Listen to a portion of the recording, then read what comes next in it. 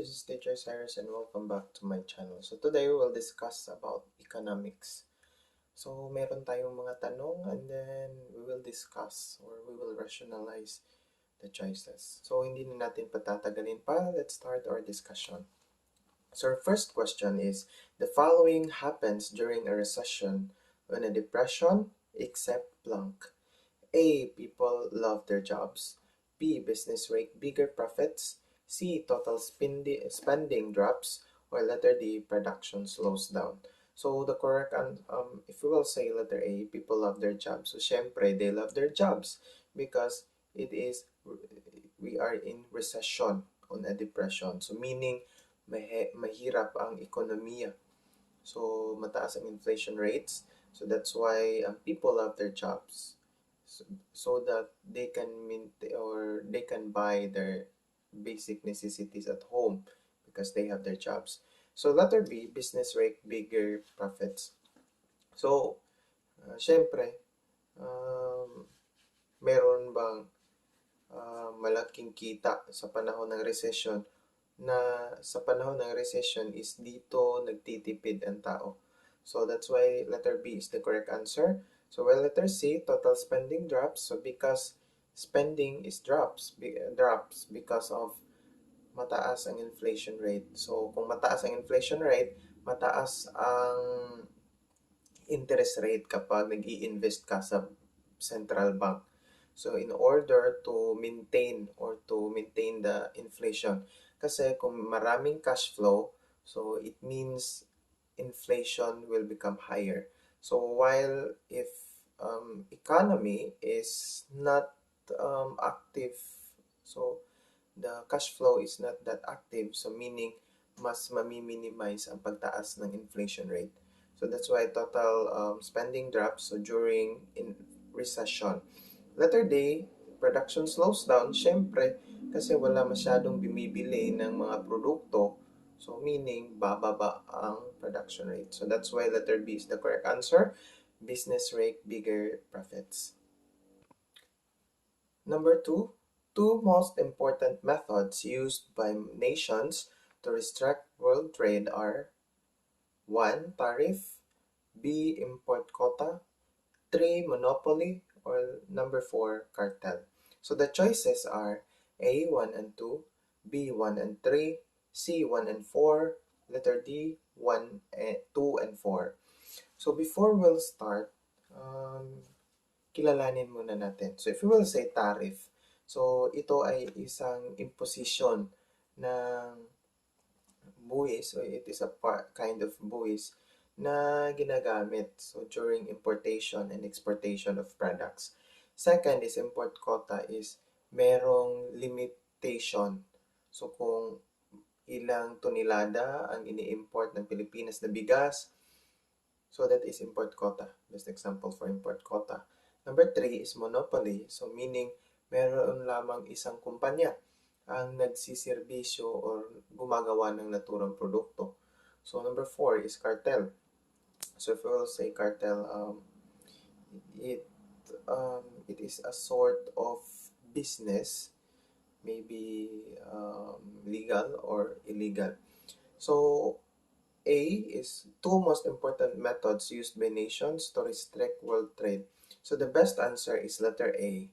So 1 and 2. So kasi tariff and import quota. So if isasara ng ating gobyerno, isasara ng Pilipinas ang pag-i-import ng produkto, so kasi bawal ang pag-close or pag-ban ng import products, especially it is very sensitive issue. So because it pertains kung merong ibaba na produkto, so apektado ang relations ng dalawang bansa. So that's why through tariff and import quota, so it helps to nations to restrict world trade. So for example, gaya ng ginawa ng China sa US sa China. So they pose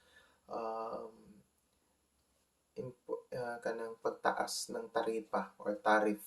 So in order, so kung mataas ang taripa, so meaning merong mga limitado lang ang produkto na ipapapasok sa naturang bansa. So because mataas ang tariff. So that, and also import quota it's used. For example, so dahil merong away sa China at saka sa US. So for example, before, so merong 40 million tons na feeds ang ini-export ng China papuntang US. So through import quota, so binabaan so to 30 million tons.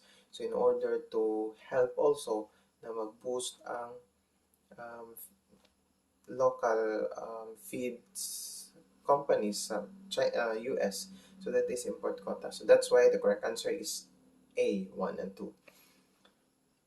Number 3. Which economic principle states that each country should concentrate in producing those goods it can make most efficiently and buy from other countries those goods it cannot produce as efficiently? So A, comparative advantage, B, economic stability, C, competition, or letter D, monopoly. So alam naman natin kung ano ang competition at saka monopoly, di ba? So that's why we'll discuss letter A and B. So if we will say comparative advantage, so it is an ability to produce goods and services at a lower opportunity cost. While economic stability is allows people the ability to access resources essential to life. So if we will say comparative advantage is that so gumagawa ka ng maraming produkto pero mababa ang lower opportunity cost. So the best example for that is lower opportunity cost. Before, so sa pag-harvest ng produkto, so you use manpower. So manual ang paggamit. So meaning, so hassle kasi if manuals merong limitation. So hindi madali ang pag-harvest. So, and then, it costs time. So, because of, siyempre, tao. So, manpower. So, merong limitations. While, so after that, so nag-shift ang may-ari ng farm lot. So, he used, gumamit siya ng mga makina. So, di ba, meron ng mga harvest trucks so na ginagamit ng ibang bansa so upang mas mapadali ang pag-harvest. So through that, so isa lang ang one time lang ang paggasta. So kasi bumili siya ng makina. So and then hindi na marami ang i-hire. So hindi na marami ang pinapasahod. So kasi he uses machine. So less hassle, mas madali ang pag-harvest. So that's why comparative advantage, it is an ability to produce more goods at a lower opportunity cost. So that's why the correct answer is letter A, comparative advantage. So kasi ang economic stability, so it talks about how people spend their money. So while comparative advantage, so it is used by businessmen, so in order for them na mas malaki ang profit ng kanilang produkto. So, they invest something so upang mas mapadali or mas maging efficient ang services ng paggawa ng produkto. Number 4, the value of all goods and services produced by a country in a given period of time. A, national income, B, GNP, C, net income, or letter D, per capita. So we will discuss this A, B, C, and D. So if we will say national income is yung kita ng gobyerno. So paano magkakakita ang gobyerno? So for example, in Philippines, so the government earns income through taxes, VAT, and also goods and services produced by a country during financial year. So mga ginagawa ng gobyerno na posibleng pagkakakitaan. So letter B is GNP or Gross National Product. So it is a total value of all finished goods and services producing by a country's citizen. So if we will say GNP, so anong pinagkaiba ng GDP at saka sa GNP? So GDP is all, so ang lahat ng market activities ng isang bansa. For example, ang kita ng Samsung sa Pilipinas, so that is part of the Philippine GDP. So while if we will say GNP, so hindi kasali ang Samsung. So because Samsung is not a Filipino brand, so it is not owned by a Filipino. So kung GDP, so Samsung Philippines is part of Philippine GDP. While if Samsung Philippines is not included in Philippine GNP kasi Samsung is not owned by a Filipino. So that's why the correct answer is letter B, GNP. So because the question is the value of all goods and services produced by a country. So gawa ng bansa, or it talks about nationality. So that's why the correct answer is GNP. So but we'll continue to discuss. So what is net income? So ito ang total na kita ng isang tao sa bawat taon. So while per capita, so it is not necessary if net income. So kasi if we will say per capita, so the best example for that is you will add all the incomes in a certain community and then divide the people who lives there. So for example, meron 20 million. So merong 20,000 pesos ang income ng isang community. And then, meron 20 tao na nakatira doon. So, meaning, in per capita, so 1,000 each person. So, kahit hindi 1,000 ang kanyang income, but because they use per capita, so makikita ang strength ng isang economy. So, while net income, it is it is more focused on one person. For example, in 20,000 pesos, so for example, is si Ann is merong kitang 500, so while si Juan is merong 2,000 in income. So merong 5 tao na walang income kasi unemployed sila. So that is net income. So while if we will say per capita, so kahit walang trabaho is kasali. So because it talks about on strength of a certain economy. So that is the difference between net income and per capita. Number 5, the law which states that the opportunity cost of each additional unit of output of a good over a period increases as more of that good is produced is the law of blank. A, increasing cost. B, diminishing marginality. C, supply and demand. Or letter D, supply.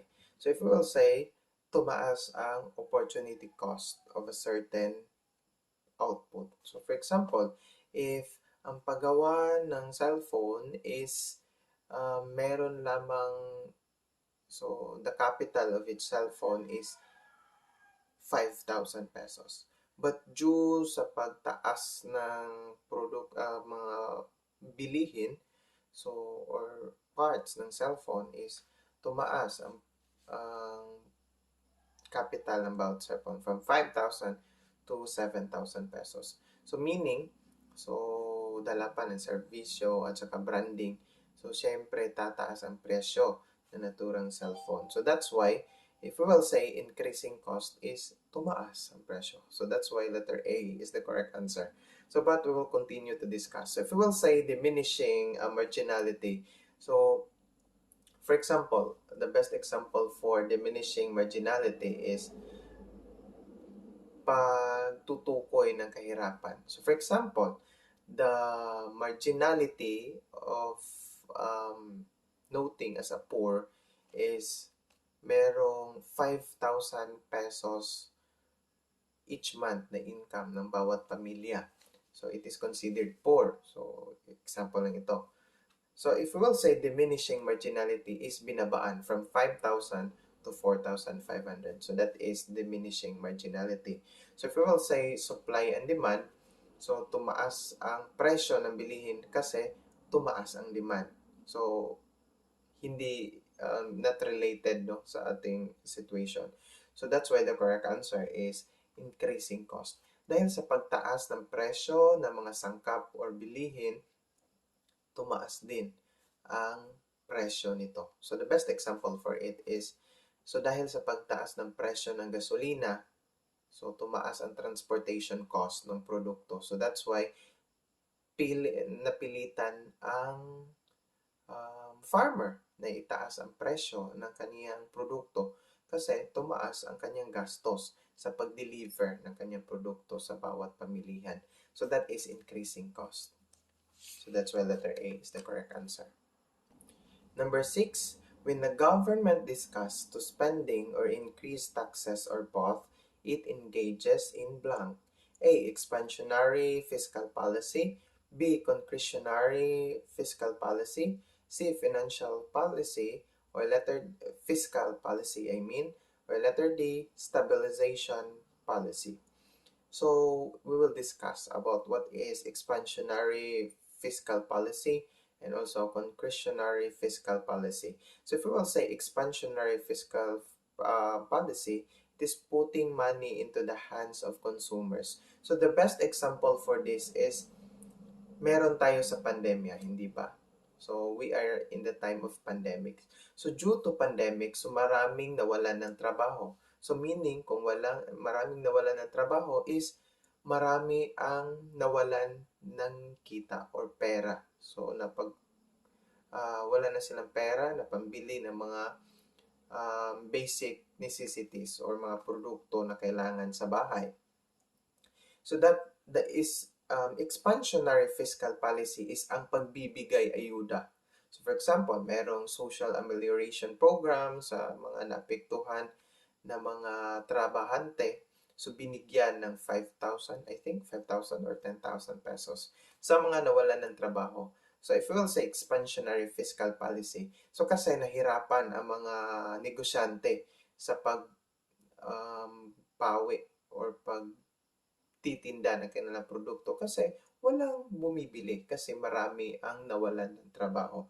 So through expansionary fiscal policy, so binigyan ng gobyerno ng pera ang mamamayan so upang bumili. So through the money na ibinigay ng gobyerno sa bawat pamilya, so it pushes people to buy products. So kung merong pera, so merong cash flow, so meaning babalik ang sigla ng ekonomiya or sa market flow. So that is expansionary fiscal policy. So binigyan ng ayuda ang bawat pamilya upang bumili.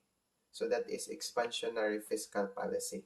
So if we will say concretionary fiscal policy, it is goal on putting higher interest rates, decrease government spending to control or reduce inflation. So the best example for concretionary fiscal policy is that, so dahil sa pagtaas ng presyo ng gasolina, so imbis ang tao na mahilig maglakwatsa or merong road trips, so nabawasan. So kasi nagmahal ang presyo ng bilihin.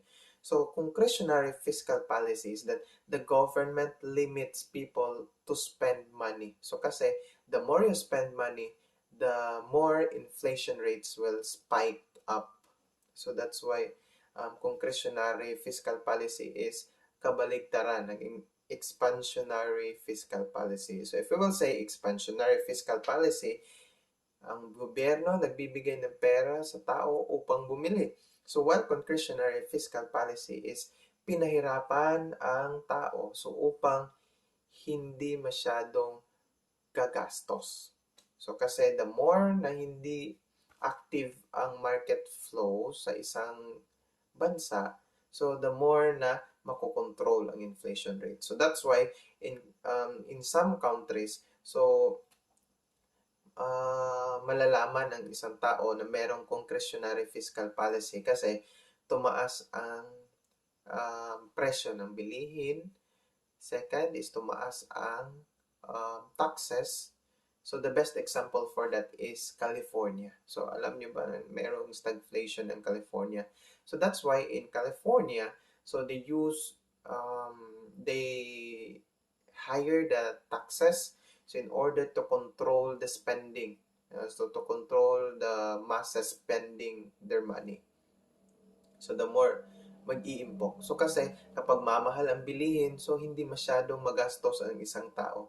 So that is concretionary fiscal policy. So if we will say fiscal policy, So it is a way on government, or it is a policy made by government in order to, so sa paano paggastos, paano sa paggawa ng government projects. So that is fiscal policy. So if we will say stabilization policy, it reduces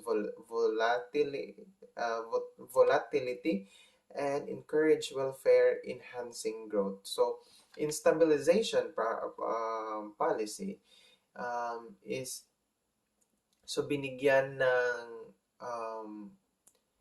binigyan ng flexibility ang isang tao, so to adjust.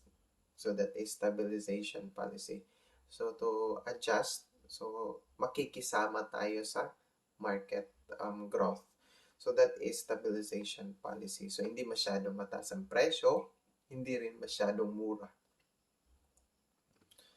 Number 7, an action taken by central bank to influence the money supply and stabilize the economy is called. So the answer in number 6 is concretionary. So halatang halata na. So number 7, an action taken by central bank to influence the money supply and stabilize the economy is called blank. A, stabilization policy. B, interest rules policy. C, fiscal policy. Or letter D, monetary policy. So tapos na nating tinalakay ang stabilization at saka fiscal policy. So meaning, meron na kayong idea about dito. So dito na tayo sa letter B. So if we will say interest rules policy, it influences inflation via domestic demands for goods and services and its effects on exchange rates. So in interest rules policy is it influences inflation. So kapag mataas ang inflation rate ng isang bansa, so central bank encourages people to invest. So the more people na mag-invest, so the more na mag-iimpok ang isang tao. So that's why increasing inflation rates. So for example, cash deposits, meron tinatawag na, the best example for that is in P2. So in pag-ibig. So kapag tataas ang inflation rate, so tataas rin ang interest rates. So to encourage people to invest, so instead of spending their money. So that is interest rules policy. So but interest rules policy is that hindi ito nag-influence ng central bank. So central bank encourages people to invest, so through using banks. So interest rules policy. Kasi kung mataas ang inflation rate, so mataas ang possibility ng isang negosyante na gagasta or to risk. So that's why tataasan nila ang interest rules, so upang mas magro-rolyo ang kanilang pera. So while letter D is monetary policy, so it is a macroeconomic policy laid down by the central bank. So meaning the correct answer is monetary policy. So central bank is sila ang nagre-regulate ng pera. So that is letter D is the correct answer. While letter B, interest rules policy, so central bank influences it, but it is a risk na gagawin ng isang bangko. So to encourage people to invest money on their banks.